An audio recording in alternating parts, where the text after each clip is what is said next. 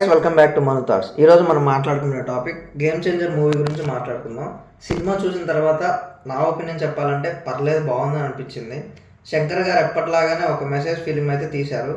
ఈ సినిమా ఎలా ఉందో తెలుసుకుందాం ఈ వీడియోలో. వీడియో చూస్తున్న వాళ్ళు సబ్స్క్రైబ్ చేసుకోకపోతే ప్లీజ్ సబ్స్క్రైబ్ చేసుకోండి. గేమ్ చేంజర్ సినిమా ప్లాట్ ఏంటంటే ఒక పొలిటికల్ బ్యాక్డ్రాప్ మూవీ ఇది. రివెంజ్ పొలిటికల్ డ్రామా స్టోరీ ఇది.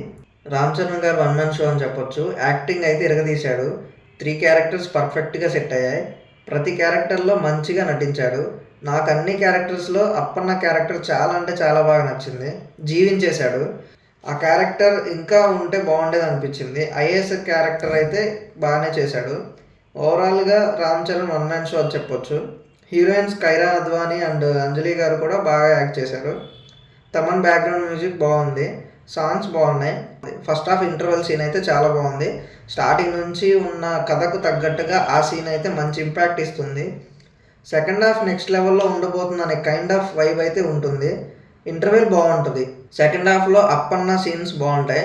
అక్కడక్కడ ఫన్ ట్రాక్ బాగుంటుంది. సునీల్ గారి దగ్గర కానీ మిగతా విలన్స్ క్యారెక్టర్ దగ్గర అయినా చాలా బాగుంటుంది. ఫన్ జనరేట్ అవుతుంది. ఇంకా ఎస్జే సూర్య గారు విలన్ క్యారెక్టర్ రోల్లో బాగా యాక్ట్ చేశారు. ఎస్జే సూర్య గారి క్యారెక్టర్ కొంచెం స్ట్రాంగ్గా ఉంటే బాగుండేది అనిపించింది. ఆయన సీన్స్ దగ్గర కామెడీ జనరేట్ చేసే సీన్ అయితే పెట్టారు. కామెడీగా చూపించారు ఆయన్ని. జయరామ్ గారు ఎస్జే సూర్య గారి అన్నగా యాక్ట్ చేసిన ఆయన రోల్ కూడా చాలా మంచిగా ఉంది. ఫన్ వేలో ఉంటుంది. బ్రహ్మానందం గారు కూడా ఒక సీన్లో ఉంటారు. ఆయనది కూడా ఫన్గా ఉంటుంది. మూవీ చూస్తున్నంతసేపు ఒక రెగ్యులర్ వే ఫ్లాట్గా ఉన్నట్లు అనిపిస్తుంది. అక్కడక్కడ మాత్రమే కొంచెం హై ఇంపాక్ట్ సీన్ అయితే ఉంటాయి. సినిమా స్టార్ట్ అవ్వడమే రెగ్యులర్ నార్మల్ స్టోరీలా అనిపిస్తుంది. ఇంట్రడక్షన్ సీన్ బాగుంటుంది. సినిమా ఒక రెగ్యులర్ కమర్షియల్ జోనర్లా అనిపిస్తుంది నాకైతే. చాలా క్యాజువల్గా వెళ్తున్న ఫీలింగ్ అయితే అనిపిస్తుంది. సాంగ్స్ అన్నీ పర్లేదు అనిపిస్తాయి. నాన్న హైరానా సాంగ్ అయితే ఉంటుంది అనుకున్నా, బట్ ఆ సాంగ్ కూడా లేదు, సినిమాలో పెట్టలేదు. సినిమాలో కొన్ని ఎలిమెంట్స్ అయితే బాగున్నాయి అనే లోపు వెంటనే డిసప్పాయింట్మెంట్ వస్తుంది. ఫీల్ అయితే మిస్ అయిపోతుంది అక్కడక్కడ. జరగండి సాంగ్ అయితే బాగుంటుంది. లొకేషన్స్ కానీ ఆ సాంగ్ కానీ కొత్తగా చూపించారు. సోషల్ మెసేజ్ అయితే ఉంటుంది. శంకర్ గారి సినిమాలో ఎలాంటి కైండ్ ఆఫ్ ఎలిమెంట్స్, ఎలాంటి కైండ్ ఆఫ్ ఎలివేషన్స్ ఉంటాయో దీనిలో కూడా అలాంటివి ఉన్నాయి. సినిమా అంతా కూడా ఒక పొలిటికల్ మెసేజ్ అయితే ఉంటుంది. క్లైమాక్స్కి ముందు ఒక ఎమోషనల్ సీన్ అయితే ఉంటుంది. అది చాలా అంటే చాలా బాగుంటుంది.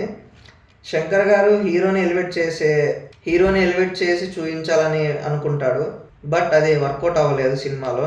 ఈజీగా నార్మల్గా వెళ్తున్నట్టు అనిపిస్తుంది. రెగ్యులర్ కమర్షియల్ టెంప్లెట్లా ఉంటుంది. కొన్ని ఇంట్రెస్టింగ్ సీన్స్ అయితే ఉంటాయి. ఒక కలెక్టర్ తన పదవిలో ఉంటే ఎలాంటి రైట్స్ ఉంటాయో వాటిని ఎలా యూజ్ చేస్తారో, ఒక సిన్సియర్ కలెక్టర్ ఆఫీసర్ సిన్సియర్గా డ్యూటీ చేస్తే ఎలా ఉంటుందో అని మంచిగా చూపించాడు. అది కొంచెం వర్కౌట్ అయిందని అనిపించింది. సినిమాని రామ్ చరణ్ గారు ఒక వేలో తీసుకెళ్తాడు. ఎస్జే సూర్య గారు అయితే ఆపుతూ ఉంటారు రామ్ చరణ్ని. తన మీద రివెంజ్ తీసుకోవాలని ప్రయత్నిస్తూ ఉంటాడు, బట్ ఆ ప్రయత్నంలో విఫలం అయిపోతాడు.